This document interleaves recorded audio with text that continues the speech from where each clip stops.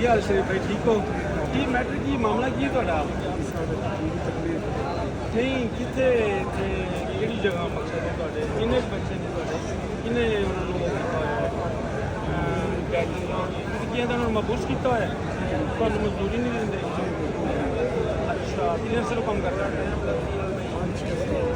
ਤੇ ਇਹ ਜਿਹੜਾ ਮਾਮਲਾ ਸ਼ੁਰੂ ਹੋਇਆ ਤੁਹਾਨੂੰ ਤੰਗ ਕਰਨ ਦਾ, ਇਹ ਕਿੰਨੇ ਅਰਸੇ ਤੋਂ ਆ? 2-3 ਸਾਲ ਤੋਂ ਬਹੁਤ ਪਹਿਲੇ। ਕੋਈ ਗੱਲ ਨਹੀਂ, ਪਰੇਸ਼ਾਨ ਨਾ ਹੋ। ਅੱਜ ਹੀ ਅਸੀਂ ਇੰਸ਼ਾਅੱਲਾ ਪਹਿਲੇ ਲੈਂਦੇ ਹਾਂ। ਬਿਲਕੁਲ, ਲਾਹੌਰ ਹਾਈ ਕੋਰਟ ਆਏ ਖੜੇ ਅਸੀਂ, ਤੁਹਾਡੇ ਕਹਿਣ ਦੇ ਹੀ ਮੁਤਾਬਕ ਆਇਆ ਸੀ। ਇੰਸ਼ਾਅੱਲਾ ਜੀ ਤੁਹਾਡਾ ਮਸਲਾ ਬਣਾ ਕੇ ਜਾਵਾਂਗੇ। ਅੱਜ ਤੁਹਾਡਾ ਅੱਜ ਹੀ ਪਹਿਲੇ ਲੈ ਕੇ ਤੁਹਾਡੇ ਬੰਦੇ ਰਿਕਵਰ ਕਰਾ ਕੇ ਫਿਰ ਜਾਵਾਂਗੇ। ਉਹ ਨਹੀਂ ਜੀ ਨਹੀਂ, ਕੋਈ ਨਹੀਂ ਹੈ।